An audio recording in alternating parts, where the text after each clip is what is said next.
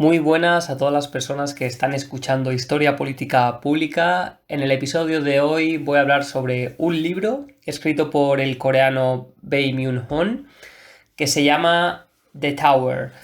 Se ha traducido al italiano bajo el nombre de La Torre, pero bueno, en este episodio, como aún no está la traducción en castellana, me referiré al libro como The Tower. Se publicó en 2009 en Corea y fue traducido al inglés en 2021. El libro es muy interesante, consta de 6 episodios en el que hay historias paralelas que acaban relacionándose de una o cierta manera a lo largo de la narrativa. La Torre, o The Tower, es un estado, una nación que está construida en un edificio gigantesco, creo que tiene 674 plantas y en el que viven más de 500.000 personas. A todos los efectos es un país, tiene sus regulaciones, sus poderes, la legislación establecida, tiene diferentes fronteras en las que no es sencillo acceder a distintos niveles dependiendo de la clase social a la que pertenezcas. En definitiva, el libro es una sátira política, establece una analogía clarísima entre la sociedad de Corea, tanto la del norte y la del sur. De hecho, en el libro, la torre, el estado, se llama Beanstalk. Y hay otro país aparte que, bueno, realmente en el libro dicen que no es exactamente un estado, pero llamémosle como un territorio que también tiene su propio gobierno, que se llama Cosmomafia. En este libro el escritor ha establecido una clara metáfora entre Cosmomafia y Beanstalk, que siguen en guerra a pesar de las décadas en las que Beanstalk se fundó, creo que fue hace 65 años. Y la cuestión es que, al igual que pasa con Corea del Norte y Corea del Sur, hay una zona demilitarizada como sucede en la Torre y ambos países siguen en guerra. Pese a que la guerra de Corea finalizase en el 53, a efectos claros siguen en un estado de conflicto permanente. Es decir, el libro es una analogía clara de Corea. Hay unas desigualdades sociales que permean de manera prístina en la sociedad de Beanstalk. De hecho, en un libro tan gráfico como puede ser Una Torre, digamos que las clases más pudientes, las clases más ricas, viven en los edificios, en los pisos más altos, en los que los techos de los pasillos son más elevados, las casas son más anchas, tienen jardín, mayor iluminación y otro tipo de comodidades que desafortunadamente las clases que viven en los pisos más bajos no tienen. De hecho, en el primer episodio del libro hablan de que los tres protagonistas, que creo que viven en el piso 28, si no me equivoco, comentan cómo en el laboratorio en el que están trabajando no pueden ver la luz del sol porque hay un cartel de publicidad gigante que tapa las ventanas por fuera del edificio.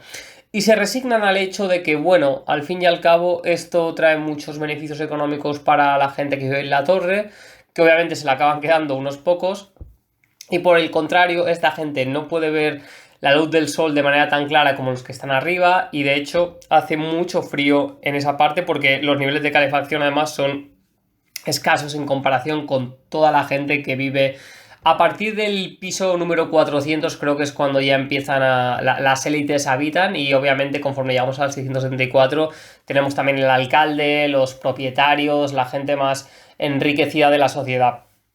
Es una muestra clara de cómo un capitalismo hipermoderno funciona, que es una muestra de cómo funciona la sociedad en Corea del Sur. Recientemente estuve de viaje en el país, fui por la isla de Jeju, Busan, Seúl, Jeonju y Jeonju, y podías ver la clara diferencia que había entre barrios, edificios modernos, gigantescos, diferentes comodidades que podía haber en ciertos barrios. En Busan era más obvio, había centros comerciales por doquier, iluminaciones, marcas de publicidad, había imágenes, vídeos por las calles en las que te alentaban a que consumieras. Era una muestra clara del consumismo en una sociedad como la coreana, que en el 53, cuando finalizó la guerra de Corea, aunque como he comentado anteriormente, este conflicto sigue vigente, el país estaba derruido. Eso es debido a la colonización japonesa del 1910 al 45 y después del conflicto. Es decir, Corea era una sociedad que necesitaba ser remodelada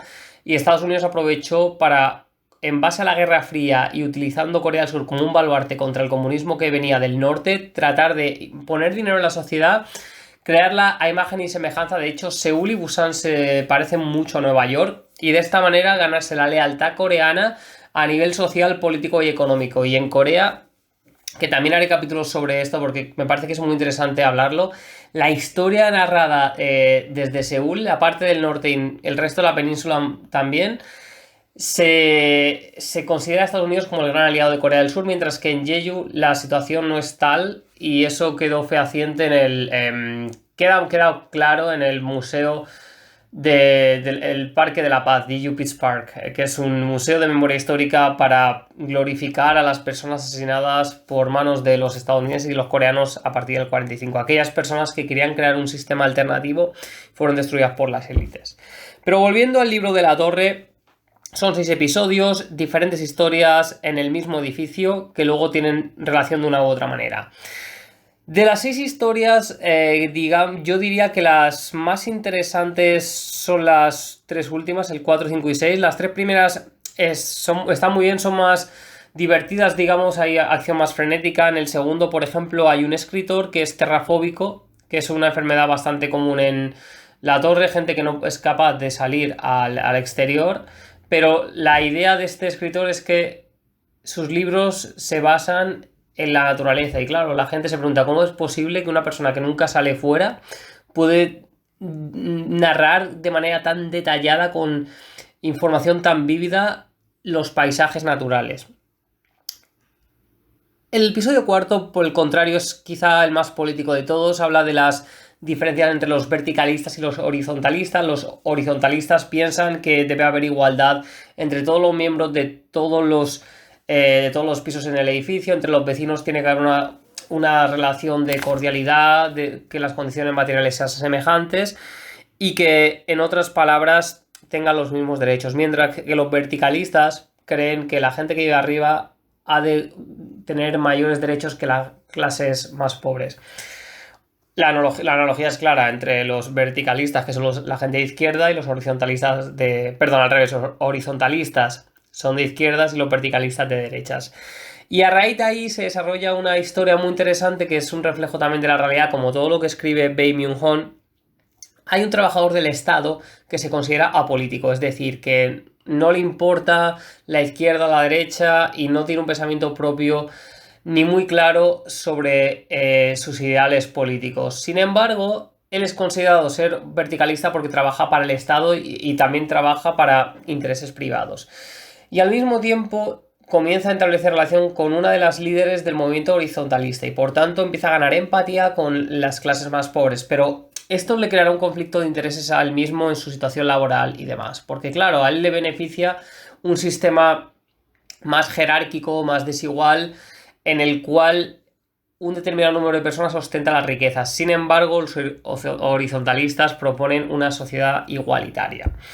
Ese capítulo está muy bien, y además uno de los apéndices del libro, que al final del libro hay 3 apéndices, habla sobre un libro llamado A Study on 120 Floor, un ensayo o un análisis del piso 520 en el que había una cafetería que se llamaba Coffee Beanstalk. De hecho, el edificio tiene un nombre muy parecido, Beanstalking, y en ese sentido muestra claramente cómo funciona el capitalismo. Esta cafetería servía como lugar de reunión para la gente de clase trabajadora que quería crear un sistema más igualitario, y por tanto se reunían en esta cafetería, en la que especifican que el café no era de mucha calidad, si bien era barato y tenía espacio para conversar.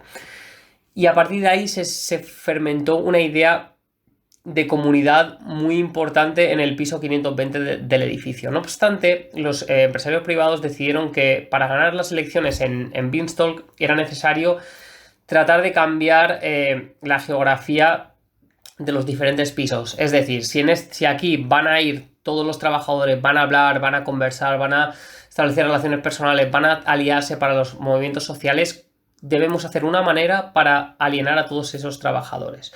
Y lo que hacen básicamente es crear otras cafeterías en el mismo edificio que, aunque sean un poco más caras que el Beanstalking, el café es de mayor calidad, ofrecen desayunos y demás. ¿Qué es lo que no ofrecen? Pues si el Beanstalk, el café Beanstalk, se caracteriza también por tener un espacio para entretejer relaciones con otras personas, en estas nuevas cafeterías que crean los propietarios privados, lo que hacen es que el servicio sea simplemente de takeaway. Eso lo podemos ver en muchas de las grandes ciudades. Entonces, lo que sucede con esto es que la gente va, coge el café y se va y no se queda para hablar con otras personas. Y así se rompe el ideario de la comunidad. Las relaciones entre las personas se van destruyendo poco a poco, ya no se fraguan tantos mítines con distintas personas y demás, y finalmente lo que consigue el poder es que en el piso 520 sean los verticalistas los que ostenten el poder, y a raíz de ahí es donde se desarrolla todo el episodio número 4, es decir, eso fue un ejemplo de cómo las élites trataron de acabar con los movimientos sociales. Y esto obviamente es una analogía de las tácticas empleadas por Thatcher o Reagan en Reino Unido y Estados Unidos respectivamente, y que se han expandido hacia todos los países. En Corea, por ejemplo, el primer ministro hace poco quiso aprobar una ley en la que la jornada máxima de horas de trabajo fuese 69 horas. Ha habido protestas. Cuando estuve en Busan precisamente coincidí con un movimiento social que hubo por las calles de la ciudad y demás. Pero al mismo tiempo es difícil hoy en día entablar relaciones de solidaridad como había en los años 40 o 50, ni hablemos del siglo XIX, porque ya ese tipo de relaciones más orgánicas se han ido destruyendo y hoy en día nos quedan las redes sociales, Twitter y otros mecanismos para comunicarnos con otras personas. Sin querer hacer muchos spoilers, desengranar la narrativa del libro, creo que es recomendable que la gente lo vaya leyendo, que se saquen sus propias conclusiones y demás. Simplemente el capítulo 5 quería hablar sobre... es un alegato pacifista contra la guerra. Obviamente en este libro refleja bien el conflicto entre Corea del Norte y Corea del Sur, o como escribe el escritor Bay, entre Cosmo Mafia y Beanstalk. En ese sentido, tenemos una serie de movimientos sociales contra la guerra y el gobierno no sabe cómo impedirlo. O sea, básicamente lo que quieren es que haya un cese de hostilidades entre Cosmomafia y Beanstalking. Y por eso lo que hace el Estado es coger un elefante de la India y enviarlo ahí. Quieren domesticarlo para que destruya a los manifestantes, para que los pisotee y así obviamente cree una sensación de miedo entre las personas que quieran protestar contra el orden establecido. En ese sentido, el elefante es entrenado por el protagonista de esta historia. ¿Qué pasa? Que el elefante, que ha de destruir los movimientos antiguerra y acabar con los activistas pacifistas, resulta que este elefante es pacifista también y al parecer entra en una especie de sintonía con los manifestantes, y esto lo narra muy bien el protagonista, que es el que va a lomos del elefante, tiene que cuidarle y escribe unas cartas a su expareja y a su hermana, narrándoles lo que va sucediendo, ¿no? Y resulta que el elefante, en los ojos de esta persona, está incluso a punto de alcanzar el nirvana. Hay momentos en los que la policía le hostiga para que acabe con los manifestantes, pero el elefante parece más en armonía con ellos y no quiere acabar con ellos. Entonces hay un momento en que los manifestantes empiezan a adorar al elefante, que el narrador del cuento lo considera como si fuera Buda, porque es pacífico, quiere traer la armonía entre la sociedad y demás. E incluso ven sus ojos que el elefante está a punto de alcanzar el nirvana. Pero ¿qué pasa? Cuando esto va a suceder, al elefante le hostigan con energía eléctrica, se vuelve loco y al final todo acaba en un desastre.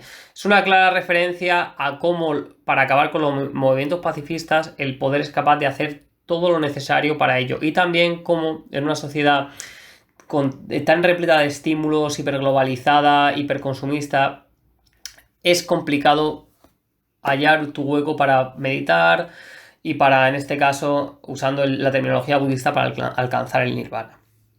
Así que, resumiendo el episodio, tenemos también temas de refugiados yendo a Cosmomafia, un robot que perdió el alma, según una trabajadora que es hispana, el elefante y el nirvana, la crítica clarísima del poder que hace el escritor.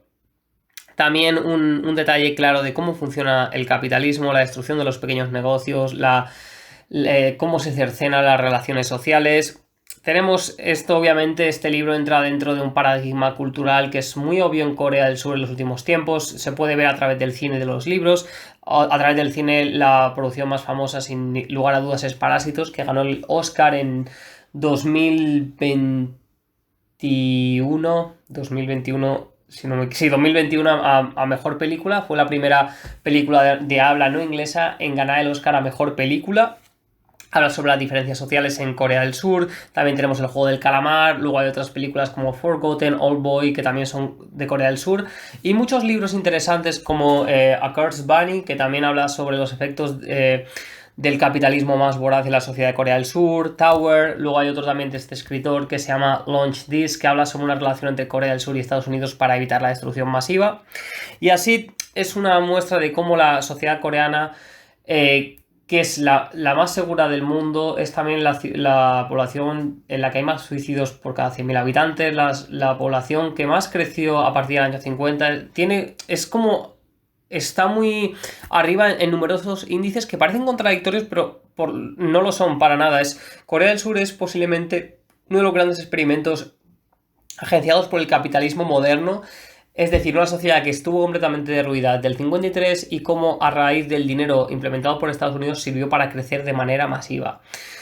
Hubo dictaduras constantes hasta el año 87, por tanto, una dictadura que reprimía a los trabajadores y los movimientos sociales les vino perfectamente el hecho de que Estados Unidos les ayudase con beneficios económicos y por tanto tenías una sociedad en la que las personas trabajaban un número increíble de horas al día, producían...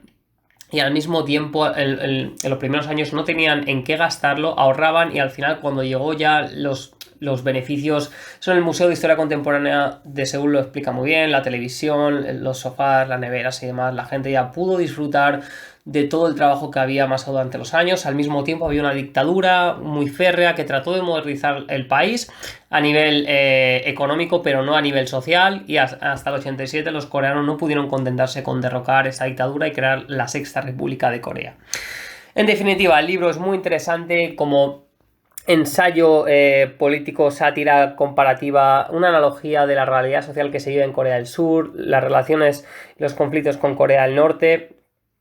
Y también tiene una narrativa que es muy, muy fácil de leer, tiene frases bastante cortas, el hecho de que haya 6 episodios. Solo hay uno que tiene más de 40 páginas, que creo que es el de los verticalistas y horizontalistas, y sin duda alguna es un libro muy interesante para comprender no solo la sociedad actual de Corea del Sur, pero sino cómo funciona el capitalismo a nivel global de una manera más humorística, más satírica, pero que detrás de sus líneas esconde una verdad insondable que para todas las personas que hemos tenido la fortuna de estar en Corea del Sur y leer noticias sobre lo que acontece a nivel global, pienso que es muy ilustrativa sobre el mundo contemporáneo.